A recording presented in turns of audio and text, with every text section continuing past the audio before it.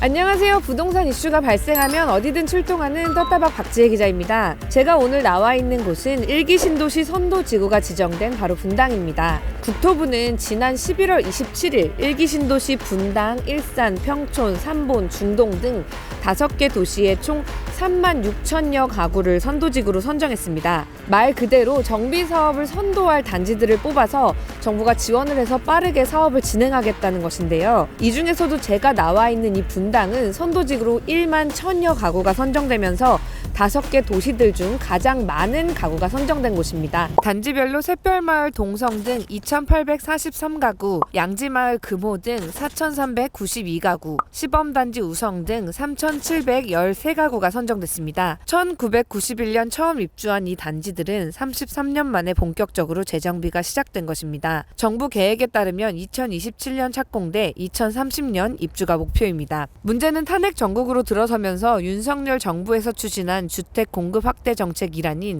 1기 신도시 선도지구 추진에도 제동이 걸릴지 아닌지에 대한 불안감이 높아지고 있습니다. 하지만 주택 부족으로 야기될 혼란은 여야가 모두 우려하는 사안으로 해당 정책은 여야가 합의를 해 법안을 통과시킨 상황이기 때문에 사업 자체가 무산될 가능성은 굉장히 희박합니다. 실제 박상우 국토교통부 장관은 지난 3일 밤부터 4일 새벽까지 이어진 비상계엄 사태 이후인 지난 9일 국토부 실국장, 공공기관장 회의를 연달아 열고 1기 신도시 재정비, 뉴빌리지 등 민생과 관련된 정책들과 해외 건설 수주 등 민간 지원 정책도 차질 없이 추진하겠다는 입장을 밝히기도 했습니다. 그럼에도 여전히 불안감은 남아 있습니다. 당장의 계획을 진행하는데 차질은 불가피하기 때문입니다.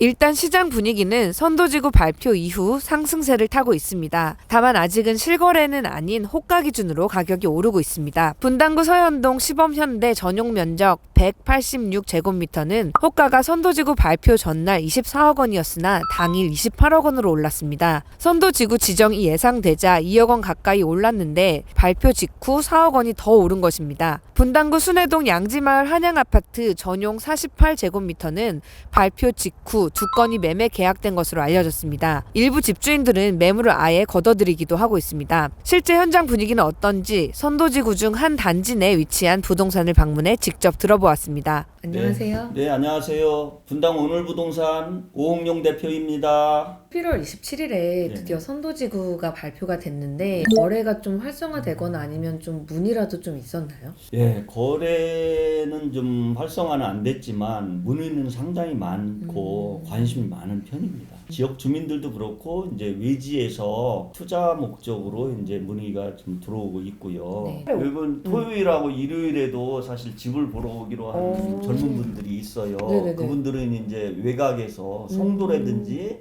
또는 서울 쪽에서 본인 집을 정리하고 이쪽으로 이제 갈아타고 싶어 하는 거죠. 이런 문의들은 보통 거래로 이어질 확률이 상당히 높다고 볼 수 있겠네요. 그렇죠. 저는 이런 거죠. 만약에 이제 정부에서 이제 드라이브를 이제 심하게 걸더라도 네네. 제 바람은 빨리 됐으면 좋겠어요. 네, 왜냐면 나는 그렇죠. 옆에 사는데 그쵸. 이게 돼야 그 다음 게 나갈 수가 있어요. 사실은. 그쵸, 그러기 그쵸. 때문에 분당 주민의 열망은 선도지구가 빨리 됐으면 좋겠다.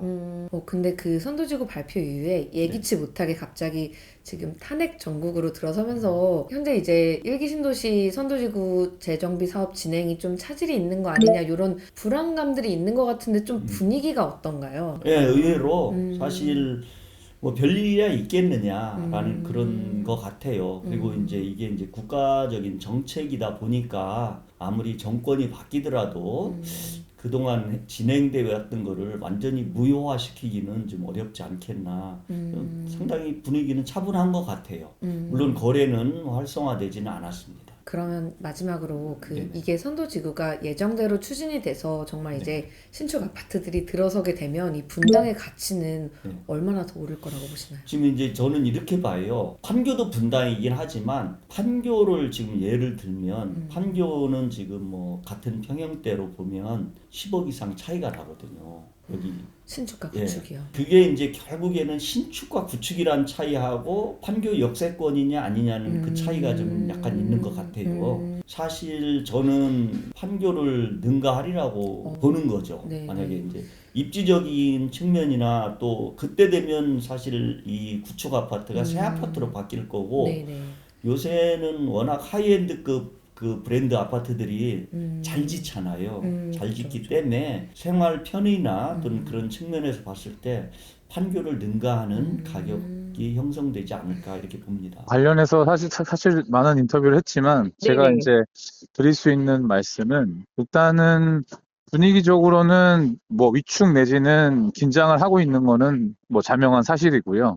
네네. 해당 단지들이 선도지구 선정이 된 단지는 뭐 일부 있고 선도지구 선정이 되지 않은 단지가 대다수가 있는데 이분들의 입장이나 또 선도지구 선정된 단지들도 이전에 이 노후도시 특별법 나오기 전까지는 사실은 어떠한 변화도 없었던 게 사실이잖아요. 그러다 보니까 또 거기 혹여나 이제 뭐 자라보고 놀란 가슴 뭐 소뚜껑 보고 놀란다고 상당히 거기에 대한 약간 걱정 내지는 우려가 있는 건 사실이지만 국토교통부가 기본 방침을 발표를 이미 했고 그다음에 그 방침이란 거는 법의 법리에 의해서 행정적으로 이제 그걸 실시하는 거거든요.